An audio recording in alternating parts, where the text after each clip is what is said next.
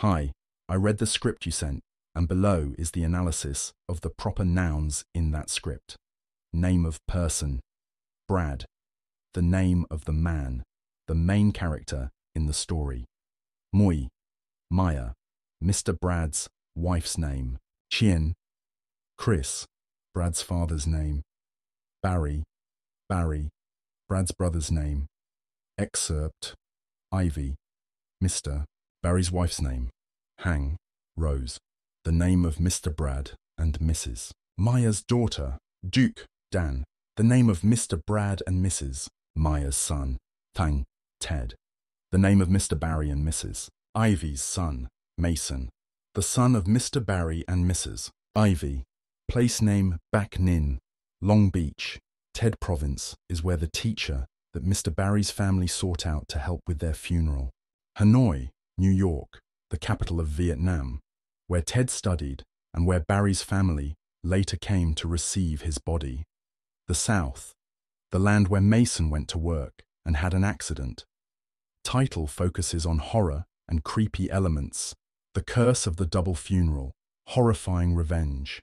The Ghost of Vengeance, Night of Horror in the Countryside. Double Burial, Blood and Tears.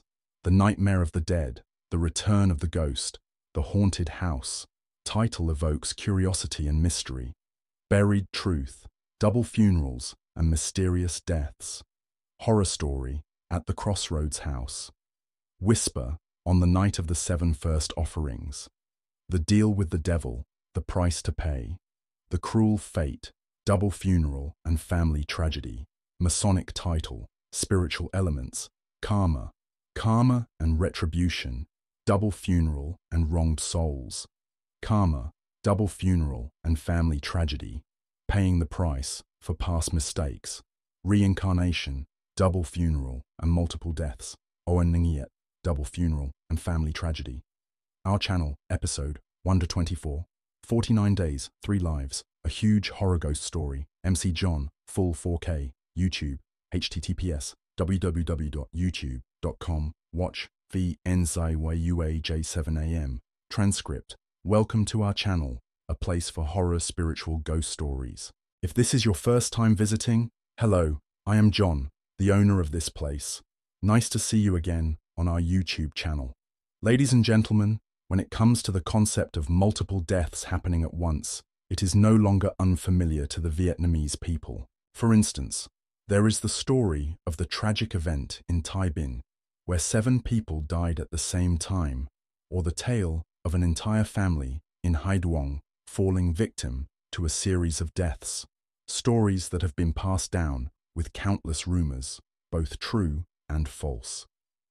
The story John will tell today also revolves around a series of consecutive deaths in a family living in a poor rural area in northern Vietnam. What will happen next? Stay tuned to find out. S family is a family of 3 generations, including Brad's father, Brad, and his wife and 2 children, a boy and a girl. His father is Chris, and his mother has passed away for a long time. Because he did not want to depend on his children, a few years ago, Chris moved to live near a bridge. Here, he built a small house. Every day, he works as a tire repairman and opens a small grocery store.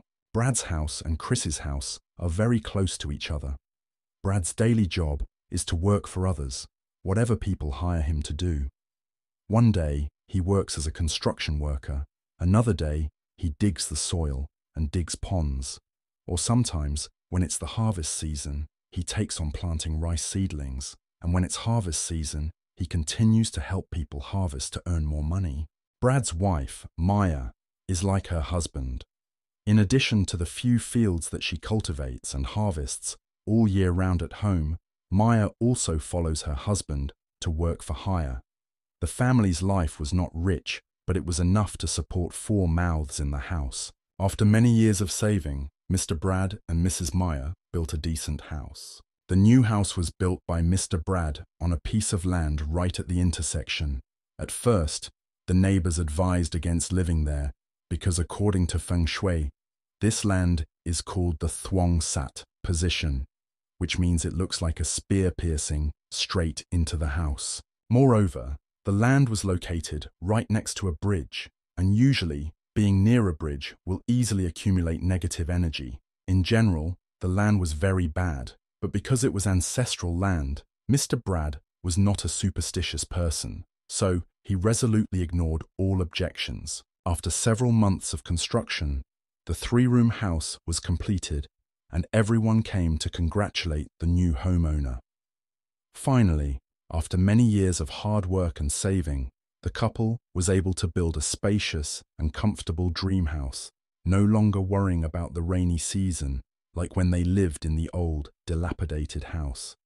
Time passed, and Brad's family lived peacefully in the new house for more than a year. One day, Brad was hired by Mrs. Tam to sow rice for the last crop of the year, so it started to get cold outside. Ted said that people also avoided soaking in water, but that was what Brad wanted, simply because he would be paid more. While he was working hard, he suddenly heard someone calling him from afar. It turned out to be Mrs. Ivy, the wife of Brad's brother. Mrs. Ivy gasped. "Brad! Brad! What happened to your Rose? Hurry up and see how she is, so you can take her to the hospital." Hearing that his daughter had an accident, Brad quickly got out of the water and ran straight home. In the freezing cold weather, he was wearing only a thin layer of clothes. When he got home, Brad saw Maya sitting on the porch crying, and Rose lying on the ground, her body shaking violently, foam coming out of her mouth and running down to the ground. Because they had never encountered this situation before, Brad's family did not know how to handle it. A moment later, someone from the medical station arrived. The nurse took out an injection for Rose and told the family, "Family members, prepare your things and take your child to the district hospital to see how things are. For now, we can only give her an anticonvulsant injection. This situation is quite dangerous. We have to go to the district hospital for a doctor to diagnose and monitor her so that if anything happens, we can still treat her in time." Hearing the nurse, Brad and Maya hurriedly packed their things and took their child to the district hospital immediately. The distance from Brad's house to the district hospital was quite close, only about 10 kilometers away. After the doctor examined Rose, she stayed in the hospital for a few days until her health stabilized. Then Brad took her home. They concluded that they could not find the cause of the illness, nor did they know what illness Rose had. This made Brad and Maya even more worried. That evening after dinner, the couple sat down and discussed, deciding to take Rose to the provincial hospital for another examination, and if the illness was not found, they would continue to transfer her to major hospitals in New York. If even in New York the doctor could not diagnose the illness, then the family could feel at ease. And then, just as the couple had calculated, they finally had to transfer Rose to Bach Mai Hospital. The doctor still concluded that Brad's child was completely normal and had no illness. Only then did Brad and Maya feel relieved. Even so, deep down in his heart, Mr. Brad still wondered. So, what happened to Rose that day? Why did she have such a seizure? Will it happen again in the future?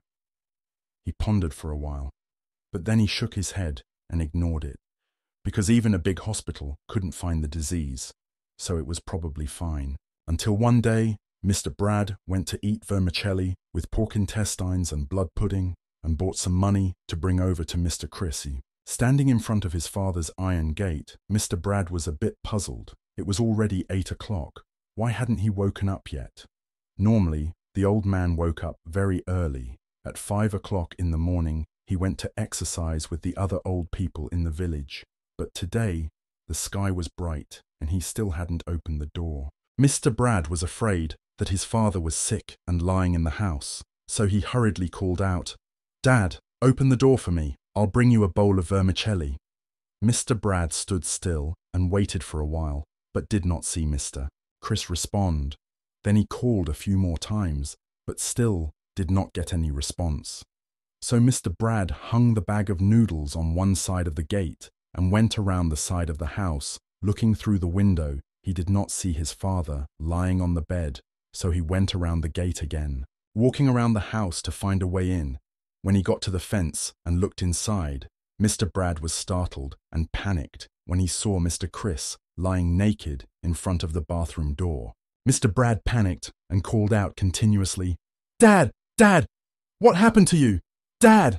Mr. Chris's whole body was still motionless. Without thinking much, Mr. Brad kicked down the gate and rushed into the house, picked up his father, but it was too late. The old man had stopped breathing, his whole body was cold, his limbs were convulsed. Mr. Chris's funeral was held right after that, under the sad cries of his children and grandchildren. The old man's death was probably a huge shock to his family, because just yesterday, Mr. Brad visited and saw his father, Mason, healthy and smiling, but now he was separated from the living world. After burying Mr. Chris, the group of people went home. On the stone road leading straight to the village, suddenly a black Camry stopped. A woman in her 50s opened the window, pointed straight at Mr. Brad and said, "Young man, is this your family's funeral? The family must be careful. The person who just died at the same time must have a ceremony to be taken away." After saying that, the woman closed the car door and left. At that time, Mr. Brad was busy grieving over the loss of his father, so he didn't pay attention to what the woman said. And besides, he was a stranger, so why would he believe her? After the grave was lowered and the earth was filled, everyone had left. Suddenly, a snake as big as a wrist appeared, with a red crest on its head. It crawled to lie in the middle of the grave, stuck out its tongue, and hissed a few times, then dug a hole and crawled down into the grave. The grave builders saw it with their own eyes, but because the snake in the grave was a holy snake, a grandfather snake, no one dared to offend it. After the death of old man Chris, the old people in the village sat and talked to each other. They said that the old man's house was next to a bridge, so his yin energy was heavy. His sudden death was understandable, because he was old and susceptible to poisonous winds, and yin energy entered his body. Time passed by, and soon it was the day of Chris's first 7-day offering ceremony. And this was also the time when strange phenomena occurred. On the night before the first 7-day offering ceremony, little Rose was sleeping with Mrs. Mayer when she suddenly heard someone knocking on the door. She opened her eyes and looked to see who it was.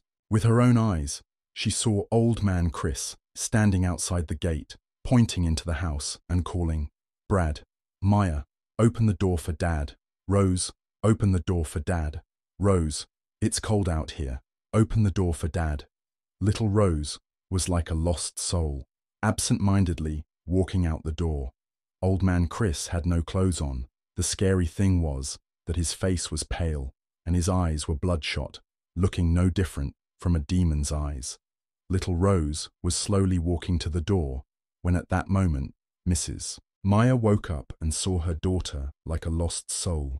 She quickly pulled her back. Mrs. Maya didn't know that little Rose was being called by her father-in-law's spirit. She just thought her daughter was having a nightmare. Mrs. Maya pulled her daughter into bed and closed the door tightly. Outside the gate, Mr. Chris's voice was still ringing, but only Rose could hear it. "Rose, let me in the house. They beat me so much outside. They killed me. Brad, open the door and let me in." I begged and pleaded, but no one opened the door. Mr. Brad's spirit began to roar angrily. "You have to let me in. If not, I'll arrest all of you. You have to follow me." Hearing the scratching at the gate, plus her grandfather's strange appearance, Rose was scared and hugged Maya tightly, crying and saying, "No, no, Grandpa, don't arrest anyone. Don't arrest anyone." Rose sobbed. She raised her hands in front of her face and waved them around as if she was chasing something away. Mr. Chris's voice gradually weakened and then stopped. Only then did Rose stop crying and lay down and fell asleep. Maya saw her child screaming for a while and then fell asleep, so she thought that her child must have been dreaming because she missed her grandfather. The next morning, Mr. Brad and Mrs. Maya woke up early. Mr. Brad had a pond next to the house. He raised fish in it, both for his family to eat and to sell at the market to earn some money. While feeding the fish, Mrs. Maya was stunned. The basket of fish food fell to the ground and spilled all over. The fish in the pond died for some unknown reason, floating white on the surface of the water. Mrs. Meyer ran home in a panic, just as Mr. Brad was smoking a pipe. She came in and said, "Dad, Dad, Rose, the fish in the pond are all dead." Mr. Brad was still high on tobacco at that time, and Mrs. Meyer was stuttering, so he couldn't hear what his wife was saying. Putting down the pipe, he turned to look at Mrs. Meyer with a puzzled look and grimaced. "What nonsense are you talking about? What's dead? What's dead is fish. All our fish are dead." Mr. Brad didn't quite believe it after hearing that. He had raised fish for so many years, and none of them had ever died. He hurriedly stood up and ran to the back of the house. While walking, he kept mumbling, "How can a dead fish die, nonsense?" But when Mr. Brad just stepped out to the bridge of the pond, before his eyes the fish floated white on the surface of the water. The batch of fish that he and his wife had raised since the beginning of the year had all died, each one with its belly up, white as a sheet. Mr. Brad was very confused at this moment. He had never encountered this situation before. He tiredly sat down on the edge of the pond, watching his whole year's worth of care go down the drain.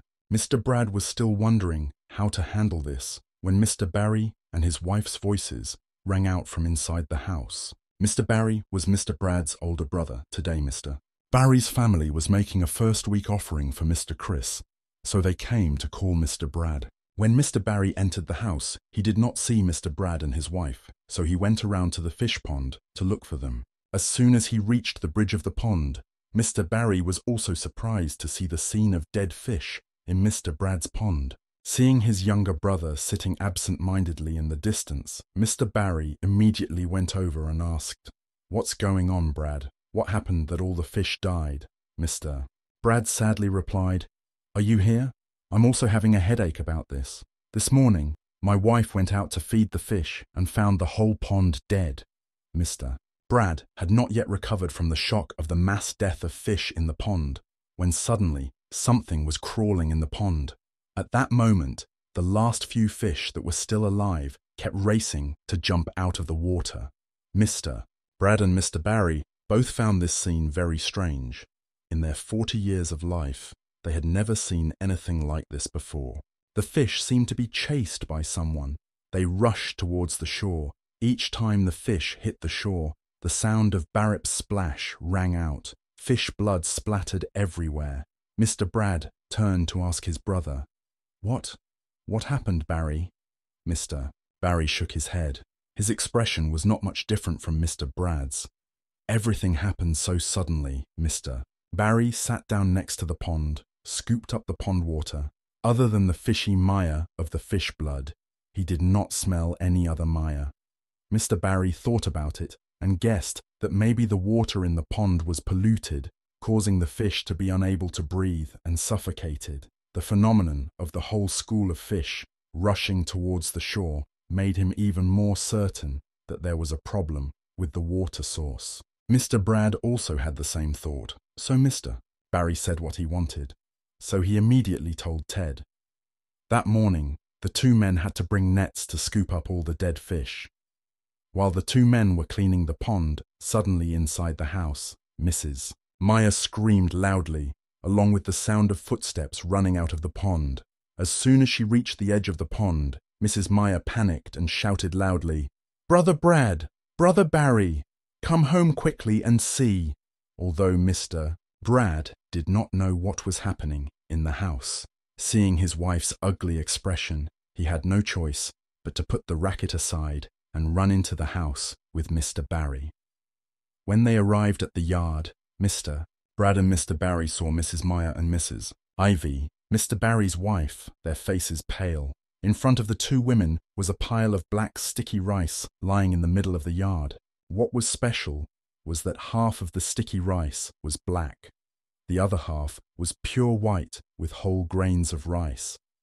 Only then did Mrs. Meyer regain her composure and said, "Maybe my father down there did something that upset him, so he did this to scold our family." Mr. Brad was not a superstitious person, So as soon as he heard his wife say this, he immediately dismissed it. He poked the pot of rice and then said, "What do you mean scold? Eat and talk. My brothers and I prepared everything for our father's funeral. There was nothing missing. The offerings were served 3 times a day, like clockwork." Looking at this pot of rice, it's easy to think that the 2 sisters were clumsy, blaming the slightest problem on father. What else could he do when he was dead? Well, if it's broken, then cook a new pot and go to work. Not being superstitious is good. The whole pond of fish died. There's no need to worry. Just 1 pot of black rice made a terrible fuss. Women really can't get over the top. After scolding his wife, Mr. Brad told Mr. Barry to go back to the pond to finish the job, but for some reason, the 2 of them scooped up 1 batch of fish and another batch of dead fish floated up. Mr. Brad was frustrated. He ignored the remaining fish and called Mr. Barry back home. That night, Mr. Barry's son, Ted, after finishing the first 7 for his grandfather, had to return to New York to continue his work. Ted was studying at a military academy, so he didn't have much time off. Mrs. Ivy looked at her son, who had to drive away at night, and she worriedly saw him off. Mr. Barry looked at his wife sobbing and crying. He said angrily, "You too. You're still crying and wailing last night. People might think someone died in this house. Ted is an adult now. He knows how to take care of himself." After saying that, Mr. Barry took another drag of his pipe and turned around to go inside. He still had some alcohol in him, so he was snoring in no time. Mrs. Ivy wiped away her tears and went right behind the house. The door was tightly closed, and it gradually became quiet. In the middle of the night, Mrs. Ivy was in a deep sleep when she suddenly heard someone calling her name outside. She was still half asleep, so she didn't recognize whose voice it was. It was only a while later that she realized it was Mr. Ted. Mrs. Ivy turned her head to look outside the door. Ted had been standing there for a long time. He was still wearing Barry's clothes from earlier. On his back was still a military backpack. His face was very sad. He looked at his mother and said, "Mom, I'm an unfilial son and can't take care of you anymore. Don't be angry with me. I told Mason. Mason will take care of Mom and Dad in my place. I have to go. Mom and Dad stay. Mason is fine. You have to be careful with Grandpa. He said he will take our whole family away." Mason was the name of Mrs. Ivy's eldest son. After Ted finished speaking, he turned and left. Mrs. Ivy hurriedly got out of bed. She ran out to open the door and looked in Ted's direction and called out, "Ted! Ted! Where are you going? Don't leave me!" Mrs. Ivy stood outside the door, watching her son's back. Ted turned to look at her. His face was covered in blood. Half of his face was crushed. His eye was bulging out, dangling back and forth. Mrs. Ivy saw that and screamed in horror. At that moment, the phone rang, startling her awake. Mr. Barry was sleeping and heard the phone ringing. He cursed in annoyance. Who the hell is calling in the middle of the night, not letting anyone sleep? Listen to who is calling. Scold them for me. Mr. Barry turned his back and continued sleeping. On this side, Mrs. Ivy saw the phone screen showing that the caller was Mr. Ted. Suddenly she had a bad feeling. The dream just now made her a bit scared. She stared blankly at the phone screen and pressed answer. On the other end of the line, immediately pressed against her ear, was the sound of an ambulance siren and a strange voice. "Hello, is this Lieutenant Ted's mother?" Mrs. Ivy's voice was a bit shaky as she replied, "Yes, this is Ted's mother." The other end of the line replied, "Before I announce this, please calm down. Lieutenant Ted had an accident on his way back to the unit and did not survive. His body has been brought back to the unit. I called to let the family know, to arrange a time to come up here, to bring Ted back to his family. Hello, can you hear me?" The phone fell out of Mrs. Ivy's hand. Hiccups gradually appeared in her throat. A moment later, she hugged her chest and sobbed in pain. Mr. Barry was startled by his wife's crying and turned around. At this time, he still did not know what happened that his wife was crying so hard. Before he could curse, Mrs. Ivy rushed to hug Mr. Barry and screamed in pain, "Oh my God, our son, he's dead." Ted had an accident and died. Mrs. Ivy's words were interrupted by a painful cry, like a thunderclap hitting Mr. Barry's ears. The phone rang again, and this time it was Mr. Barry who answered. After confirming Ted's death with the unit, Mr. Barry was shocked, but as the breadwinner of the family, he had to hold back his grief. He told Mrs. Ivy to prepare his belongings while he ran to Mr. Brad's house that night. Mr. Barry, Mr. Brad, and Mrs. Ivy rented a car to go to New York immediately. At home, Mrs. Meyer felt nauseous. She lit incense on the family altar and her father-in-law's altar and prayed to the ancestors above to bless everyone on the road to John Loy to be safe and sound. The incense had just been inserted into the bowl when suddenly the incense bowl burst into flames, and suddenly a dark shadow appeared right behind Mrs. Meyer. At the same time, Rose's voice was heard screaming in the room. "Grandpa, Grandpa, where are you going? Grandpa, wait for me. Grandpa, Grandpa, don't make everyone go away." Mrs. Meyer heard her child's crying. She quickly put out the fire and ran into the room to see what was going on. On the bed, Rose was walking back and forth. Her mouth kept calling for her grandfather. Mrs. Meyer found it very strange. Since the day her father-in-law passed away, almost every night the child would cry and call for her grandfather in her sleep.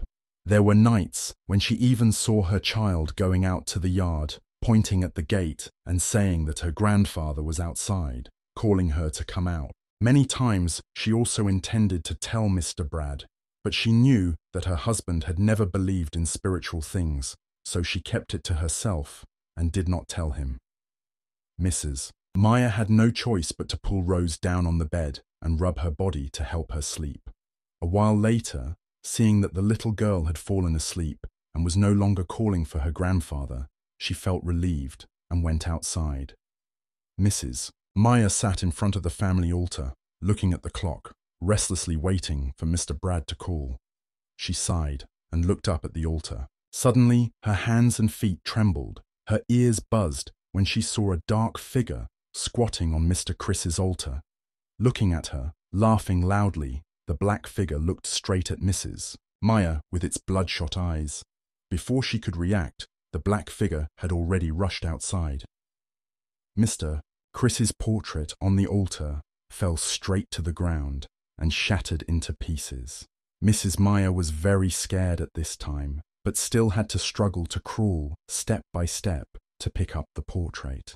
While picking it up, she muttered, "I beg you, if we live well and die well, if we do anything to displease you, please come back and tell our family so we can apologize to you.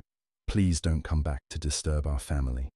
It was almost dawn when Ted's body was brought home.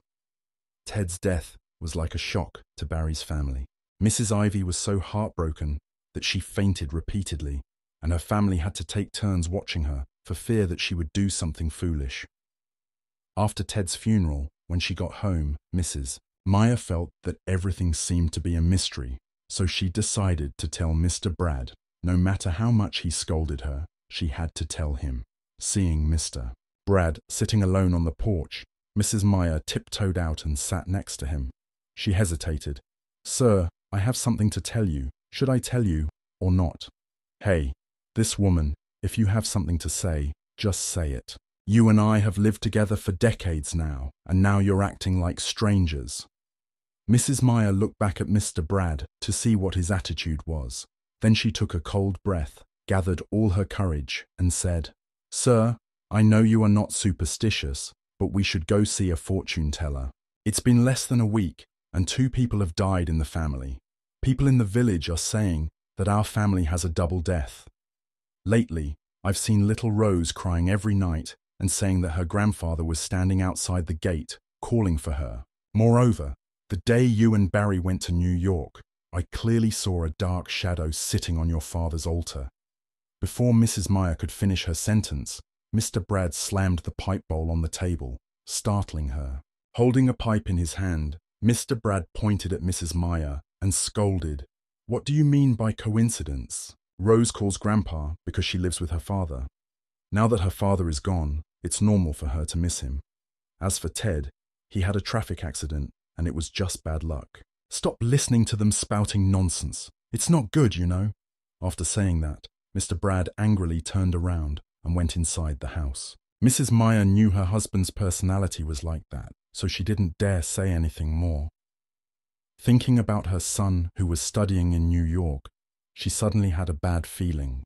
Mrs. Meyer took out her phone and called him. After talking to her son, she felt secure and went inside the house. Since Mr. Chris passed away, strange phenomena have been happening in Mr. Brad's house. Every night at exactly 12 o'clock, his dog would howl like a hungry wolf. Sometimes it would even pull the chain and run away as if something was threatening it. Before, only Rose saw Mr. Chris standing outside the gate. Now even Mrs. Meyer saw him. One night while she was sleeping, she heard someone knocking on the door. Thinking someone was looking for her, she rushed out. From inside the house, she clearly saw Mr. Chris and Mr. Ted standing in front of the gate, pointing at the house. Mrs. Meyer was very scared at that time. She stood by the side of the door and looked out. Outside, Mr. Chris put his hands on the ground and crawled back and forth. Mrs. Meyer was trembling all over, watching every move of her father-in-law. Next to Mr. Chris was the figure of Mr. Ted. Ted didn't say anything, just stood still in front of the gate, crying and looking at his grandson. Mrs. Meyer was also very sad. She knew for sure that Mr. Ted was taken away before his time, because yesterday afternoon she secretly went to see a fortune teller without Mr. Brad's knowledge. The things that happened in the family recently were not coincidental. Even though she knew that, the biggest obstacle for her at the moment was Mr. Brad, who was always conservative with his thoughts. Outside the gate, Mr. Chris had crawled into the yard for a long time. His spirit crawled to the dog and jumped to hit the dog. The dog was beaten by Mr. Chris and cried out. After a while, Mr. Chris stopped beating the dog and crawled to the door of Mrs. Meyer's house.